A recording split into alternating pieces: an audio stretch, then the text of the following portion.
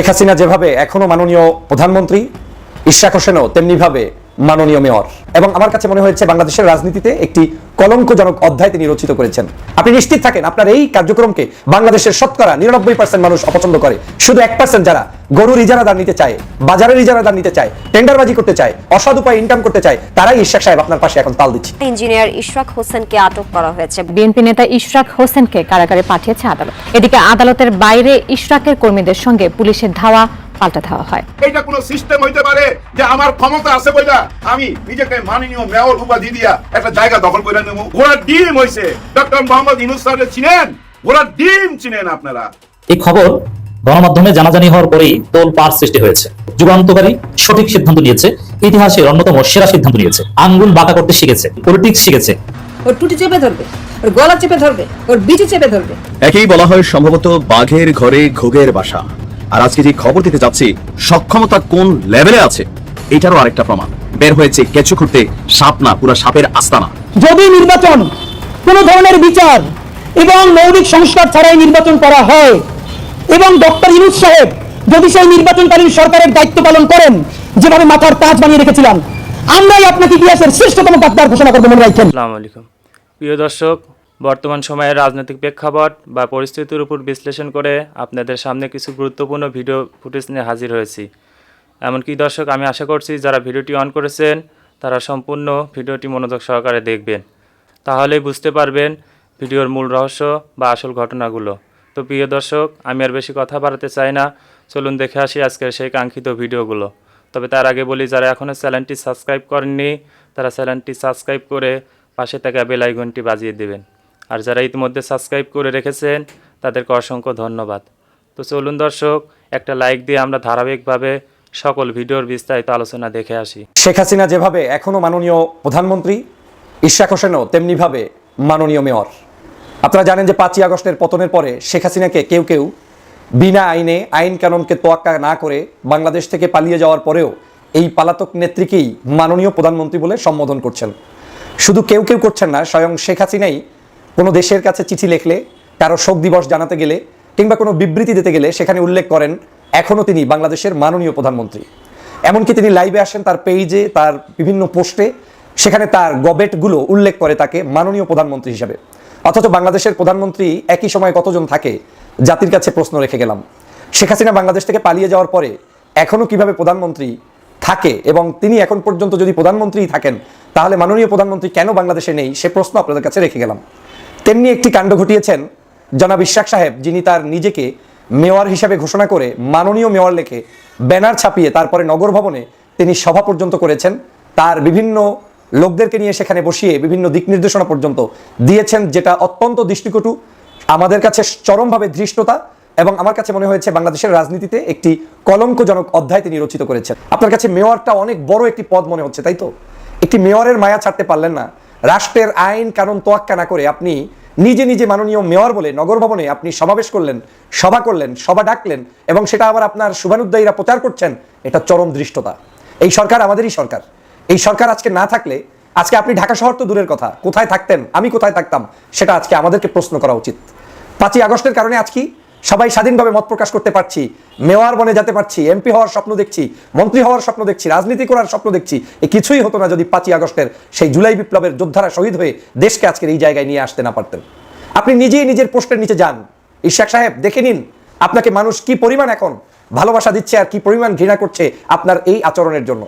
আপনার এই আচরণ শিখিয়ে দেয় বাংলাদেশের জনগণকে যে আপনি এইভাবে যদি আচরণ করেন তাহলে বাংলাদেশের প্রত্যেকটি জায়গায় জনগণ যার যার মতো এমপি ঘোষণা করে দিয়ে দিবে, মেয়র ঘোষণা করে দিয়ে দিবে, চেয়ারম্যান ঘোষণা করে দিয়ে দিবে। আর এটাকেই সরকারকে মেনে তারপরে আবার সেটাকেই মেনে তারপরে পথ চলতে হবে। এটা তো কোনো সভ্যতা হতে পারে না। চরম অসভ্যতার মধ্যে যদি কোনো কাজ থাকে তার মধ্যে এটা একটা। আপনি গতানুগতিক আন্দোলন করতে চাইলে আমার কোনো আপত্তি নেই, আপনি আপনার দাবি দেওয়া সরকারের কর্ণগোহরে পৌঁছাতে চাইলে আমার কোনো আপত্তি নেই, কিন্তু সে দাবিটা হতে হবে ভিন্ন উপায়ে। আপনি এখন পর্যন্ত শপথের মাধ্যমে মেয়র হননি, এবং শপথ ছাড়া যদি কেউ এরকম বসে যায় তাহলে বাংলাদেশে 2018 সালে নির্বাচন অনৈতিক হয়েছে, 14তে অনৈতিক হয়েছে, আপনার 8 সাল থেকে শুরু করে 13, 14, 18, এই 24 যাই হয়েছে নির্বাচন সবই তো অনৈতিক হয়েছে। সবাই মিলে আমরা যার যার আসনে যারা ইলেকশন করেছি আমরা এমপি হয়ে বসে গেলেই তো হয়ে যায়। কাউকে না কাউকে আমাদের শ্রদ্ধা করতে হবে, কাউকে না কারো কাছে আমাদেরকে কি বলে শরণাপন্ন হতে হবে। আজকের মেয়র হিসেবে এই সরকারের যে কাজটি ভুল হয়েছে, সেটা হয়েছে গেজেট প্রকাশের পরেই কাউকেই মেয়র হিসেবে নিযুক্ত না করা উচিত ছিল। তাহলে এই সরকারের এই ধরনের প্রশ্নবিদ্ধ আলোচনাও হয়তো আসতো না। সরকারের উচিত ছিল এক গেজেটে সবাইকে যেভাবে নিষিদ্ধ করেছে, আরেকটি আইনের মাধ্যমে, নির্বাচন কমিশনের মাধ্যমে এই নির্বাচন প্রক্রিয়াকে ত্বরান্বিত করে সমস্ত জায়গায় মেয়র ইলেকশনগুলো করে দেয়া। তাহলে আর আজকের এই ভেজালটা থাকতো না। হয়তো সরকার প্রথমটা করেছে আবেগে, অথবা তারা হয়তো বুঝতে পারে নাই এতটা জটিলতা হবে, সেটা ভাবতেও পারে নাই। পরবর্তীগুলো হয়তো সরকার সিদ্ধান্ত নিয়ে এভাবেই হয়তো চিন্তা করছেন যে না, আর কাউকে দিব না, তাতে যতই সমালোচনা হোক। কিন্তু আজকের এই সরকারকে আমাদের সহযোগিতাই করা উচিত ছিল। একটি মেয়রই আমাদের চূড়ান্ত লক্ষ্য নয়। আজ আপনি মেয়র হতে পারলেন, কিন্তু এই অবৈধ পথের আজকের যে আওয়ামী লীগ বিভিন্ন সময় ক্ষমতা দখল করেছে, সেই আওয়ামী লীগের পথই যদি আপনাকে পথ চলতে হয়, তাহলে সেটা জাতির জন্য, দেশের জন্য, মানবতার জন্য, আমাদের গণতন্ত্রের জন্য কখনোই শুভকর নয়। কিন্তু আপনি সেই পথটা এখন তৈরি করেছেন এবং আপনি আপনার ইমেজটাকে সেখানে ডাউন করেছেন। আপনি নিশ্চিত থাকেন আপনার এই কার্যক্রমকে বাংলাদেশের শতকরা 99% মানুষ অপছন্দ করে। শুধু 1% যারা গরুর ইজারাদার নিতে চায়, বাজারের ইজারাদার নিতে চায়, টেন্ডারবাজি করতে চায়, অসৎ উপায়ে ইনকাম করতে চায়, তারাই ইশাক সাহেব আপনার পাশে এখন তাল দিচ্ছে। আপনি খুঁজুন ওদের আইডিগুলো। ওদের আইডিতে দেখবেন না 5ই আগস্টের পূর্বে কোনো মজলুমের আর্তনাদ দেখবেন না, ওদের কোনো আন্দোলন সংগ্রামের ইতিহাস দেখবেন না। এরা তাল দিয়ে আপনাকে বোকা বানিয়ে এখন আপনাকেই ধ্বংসের দ্বার প্রান্তে নিয়ে যাচ্ছে। আমার কাছে সেটাই মনে হচ্ছে। যদি নির্বাচন কোনো ধরনের বিচার এবং মৌলিক সংস্কার ছাড়াই নির্বাচন করা হয় এবং ডক্টর ইউনূস সাহেব যদি সেই নির্বাচনকালীন সরকারের দায়িত্ব পালন করেন, তাকে বলা হয়েছে বিএনপি তাকে সরকারে আসলে তাকে হয়তো রাষ্ট্রপতি বানাবেন। আমরা অ্যাপ্রিসিয়েট করি ডক্টর ইউনূসের মতো একটা অ্যাসেট বাংলাদেশের পক্ষে কাজ করুক, এটা সবার জন্য সম্মাননা। কিন্তু সেটা যদি নির্বাচনের আগে বিচার না করে, নির্বাচনের আগে যদি সংস্কার, মৌলিক সংস্কার না করে আপনি বিএনপির সাথে এই কথা বলে তাদের সাথে যোগ দিয়ে নির্বাচনকালীন দায়িত্ব পালন করেন, যেভাবে মাথার তাজ বানিয়ে রেখেছিলাম, আমরাই আপনাকে ইতিহাসের শ্রেষ্ঠতম গাদ্দার ঘোষণা করবো, মনে রাখেন। আপনার জীবনে কোনো কিছু প্রাপ্তির অভাব নাই। তরুণদের কাছ থেকে, শহীদদের মায়েদের কাছ থেকে, শহীদদের সন্তানের কাছ থেকে জুলাইয়ের গাদ্দার হিসেবে বিবেচিত হয়ে কবরে যাবেন না। আল্লাহর ওয়াস্তে আপনার হাতে পায়ে ধরে বলি, বিএনপির ভাইরা যেই শহীদ জিয়া বাকশালের পর নতুন গণতন্ত্র ফিরে আনছে, যেই খালেদা জিয়া 91-তে শুধু ভারত বাংলাদেশ নিয়ে যাবে এই সত্য কথা বইলা তুমুল ভোটে নির্বাচিত হয়েছে, সেই জিয়ার দল, সেই খালেদা জিয়ার দল বিএনপি আজকে সংস্কারের পক্ষে যদি কথা না বলে, আজকে বিচারের পক্ষে বড় মিছিলটা না করে, তাহলে আমরা সেই বিএনপিকে বলতে চাই, মনে রাখেন অভ্যুত্থান শুরু হয়েছে, অভ্যুত্থান শেষ হয় নাই। দায়িত্ব নিয়ে বলি, ছোট মানুষ হিসেবে বেঁচে থাকবো কিনা জানি না, যদি বিচার না করে, মৌলিক সংস্কার না করে নির্বাচন করে ফেলা হয়, মনে রাখেন আগামী 3 বছর, 5 বছর বা 10 বছর সামটাইম যে কোনো একটা সময় দেশে চূড়ান্ত একটা গণ অভ্যুত্থান হবে। সেই গণ অভ্যুত্থানের নেতৃত্ব দিবে এই হাজার হাজার শহীদের বাবা মায়েরা, আহত যোদ্ধারা এবং আমাদের মতো যাদের হৃদয় রক্তক্ষরণ হয়েছে কোটি কোটি জনগণ, যারা বিএনপিও করে না, জামাতও করে না, কোনো দল করে না, তারা খালি বাংলাদেশ করে। 45,000-এর বেশি কেন্দ্র আছে। শহরের কেন্দ্রগুলো পুলিশ পাহারা দিবে। ভাই, প্রত্যেকটা টিভি ক্যামেরা, আপনারা বলেন আপনাদের প্রত্যেকটা টিভি সেন্টারে কয় হাজার ক্যামেরা আছে? 500, 1000, 45,000 কেন্দ্রের বেশি যদি কেন্দ্র থাকে, আপনাদের 45,000 ক্যামেরা আছে, 46,000 ক্যামেরা আছে, সাংবাদিক আছে। শহরে দেখানো যাবে আর্মিরা পাহারা দিচ্ছে, সেই গ্রামের যে কেন্দ্রটা, যেখানে শহর থেকে যাইতে লাগে 2.5-3 ঘন্টা, সেইখানে কেন্দ্রটা দখল হয়ে যাবে, আর্মি থাকবে না, পুলিশের তো কোনো সাহসই নেই, পুলিশ তো ফাংশনই করে না। সেই সব কেন্দ্র দখল হয়ে যাবে, ভোট দিতে যাবে কে বলেন? কে ভোট দিবে? যদি, এবং আমরা বলেছিলাম যে একটা উচ্চ কক্ষ হবে, নিম্ন কক্ষ হবে। নিম্ন কক্ষে সাধারণ ভোট হবে, উচ্চ কক্ষে একটা আনুপাতিক হারে হোক, যেভাবে হোক আপনারা ঠিক করেন। তো যদি কোনো উচ্চ কক্ষ না হয়, আগের মতো 300 সংসদে ভোট হয়ে যায়, সেই পাড়ার মাস্তানটা যারা দেখলে মানুষ ভয় পায়, সে আবার সাংসদ হয়ে, সংসদ সদস্য হয়ে এলাকায় ফিরে যায়, তাহলে এই অভ্যুত্থানের দামটা কি আমার বলেন? এবং বাংলাদেশের বড় রাজনৈতিক দলগুলো, বিশেষ করে বিএনপির কিছু ভাইয়েরা, তারা বিএনপির না শহীদ জিয়ার বিএনপি করে, না তারা খালেদা জিয়ার বিএনপি করে, তারা ভারত বিএনপি করতে চায়। তারা ঘুরে ফিরে সেই পুরনো বন্দোবস্তের উপরে থাকতে চায়। আপনাদেরকে একটা কথা মনে করাই যায়, আমাদেরকে বিএনপির শত্রু হিসেবে চিহ্নিত করতে চায়। বাংলাদেশ প্রশ্নে বিএনপি যতখানি বাংলাদেশের, আমরা ততখানি বিএনপির পক্ষে। আমাদের চেয়ে আমরা বিএনপি মাখন খাই না, না খাই আমরা বিএনপিকে ভালোবেসে সমালোচনা করি, বিনিময়ে বিএনপি শুধরাইছে কিনা 2টা প্রমাণ বলি। আপনাদের সামনে বসে দুদু ভাইয়ের সমালোচনা করেছি, বিএনপি তাকে শোকজ করেছে না? এরকম অনেকগুলো ঘটনা আছে, ভালোবেসে সমালোচনা করেছি এবং তারা শুধরে নিয়েছে। প্রেসার গ্রুপ হিসেবে তো এটাই আমাদের দায়িত্ব। আপনারা কি চান প্রেসার গ্রুপ ইয়ে হিসেবে রাত্রি আপনাদের কাছ থেকে খাম নিয়ে আসবো আর এখানে সংবাদ সম্মেলনে এসে চুমু খাবো?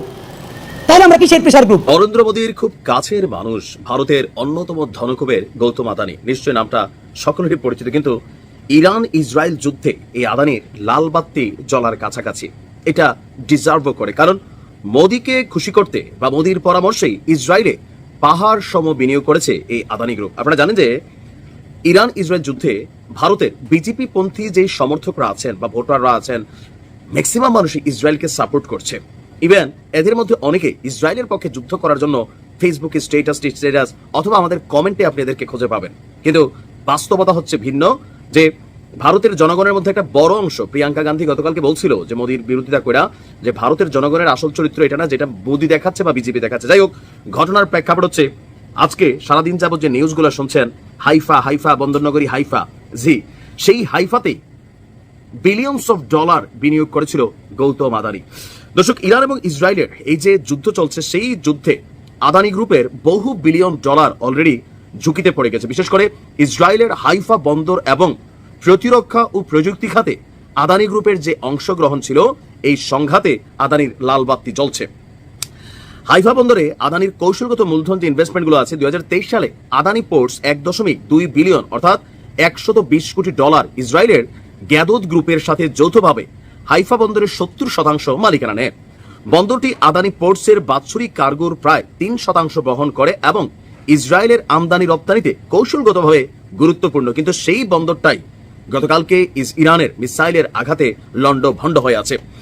ইরান ইসরায়েল যুদ্ধ শুরুর পর থেকে এই বন্দর যতটা ঝুঁকির মুখে ছিল, কিন্তু এখান থেকে সরিয়ে নেওয়ার মতন আসলে ওই রকম কোনো কিছু আদানি গ্রুপের হাতে এই মুহূর্তে নাই। আদানি এন্টারপ্রাইজ ইসরায়েলি প্রতিরক্ষা প্রতিষ্ঠান এলবিট সিস্টেমসের সাথেও যৌথভাবে হায়দ্রাবাদে ড্রোন কারখানা স্থাপন করেছে। এই কারখানায় তৈরি হারমিস 900 ড্রোন বর্তমানে ইসরায়েলি সেনাবাহিনীর একটি প্রধান অস্ত্র। তার মানে আদানি ইসরায়েলিদের ডাইকাইনেও হায়দ্রাবাদে ড্রোন কারখানা তৈরি করেছে এবং যেখান থেকে প্রতিনিয়ত ড্রোনগুলো ইসরায়েলের দিকে চলে যাচ্ছে। এটি ইসরায়েল নিজেদের দেশের বাইরে নির্মাণ করা একমাত্র ড্রোন কেন্দ্র। যুদ্ধ যদি আরো বাড়ে তাহলে এই ড্রোনের চাহিদা বাড়ার সম্ভাবনা থাকলেও আদানি গ্রুপকে প্রিয়াঙ্কা গান্ধীর যে দল, সেই দল কংগ্রেস সহ বিভিন্ন রাজনৈতিক দামাদলকেও পার করতে হবে। এমনকি আদানি গ্রুপ ইসরায়েলের টাওয়ার সেমিকন্ডাক্টরের সঙ্গেও যৌথভাবে 10 বিলিয়ন অর্থাৎ 1000 কোটি ডলারের একটি সেমিকন্ডাক্টর প্রকল্পের পরিকল্পনা করছিল। প্রকল্পটি বর্তমান সিচুয়েশনকে মাথায় রেখে এটাকে আপাতত পিছিয়ে নেওয়া হয়েছে। হাইফা বন্দর আদানি পোর্টসের জন্য এই মুহূর্তে খুবই বড় ধরনের একটা ধাক্কা দিতে যাচ্ছে। বিনিয়োগকারীদের মধ্যে টেনশন। আদানি পোর্টসের শেয়ারের দর প্রায় 3.2% এবং কি এইটা কইমা গিয়া একদিনেই 2.8% নেমে এসেছে। ইসরায়েলে ভারতের বড় বড় বিনিয়োগকারী অনেক প্রতিষ্ঠান আছে, এর মধ্যে সবচেয়ে বড় হচ্ছে আপনার আদানি। যেহেতু মোদি ক্ষমতায় আছে, সো ইসরায়েলের সরকারের সাথে মোদির ভালো সম্পর্ক সবসময় ছিল। পাকিস্তান এবং ভারত যুদ্ধেও ইসরায়েল প্রথমে যুদ্ধ শুরু হওয়ার আগে ভারতের পক্ষে অবস্থান নিছে, এমনকি বিভিন্ন ধরনের সহযোগিতার কথাও কিন্তু বলছে। আবার পাকিস্তানের বিরুদ্ধে যে হামলার ঘোষণা ছিল, সেখানে বলছে ভারতকে নিয়ে পাকিস্তানকে সাটানো হবে।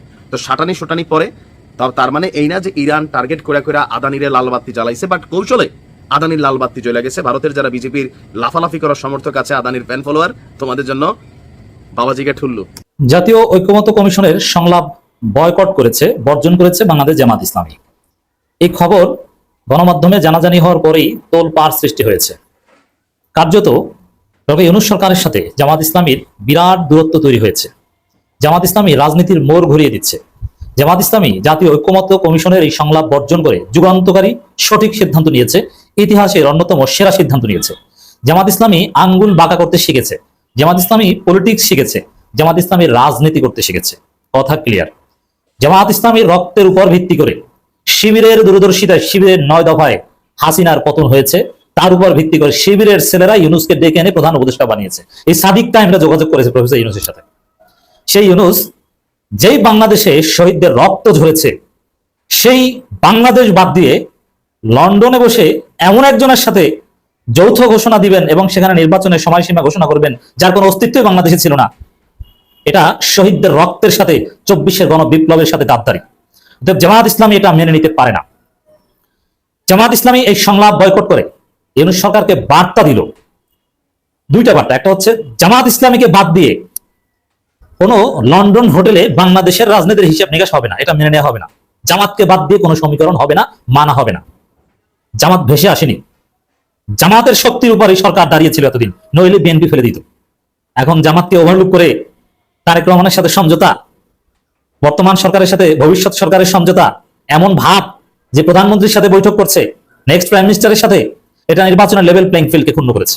আমি আশা করছি সম্পূর্ণ ভিডিওগুলো মনোযোগ সহকারে দেখেছেন। সেই সাথে ভিডিওর কোনো তথ্য বা মতামত থাকলে কমেন্ট বক্সে জানিয়ে যাবেন। আজকের মতন এখানে শেষ করছি, ফিরে আসছি আগামী দিনে অন্য কোনো টপিকস নিয়ে। সে পর্যন্ত ভালো থাকবেন। আল্লাহ হাফেজ।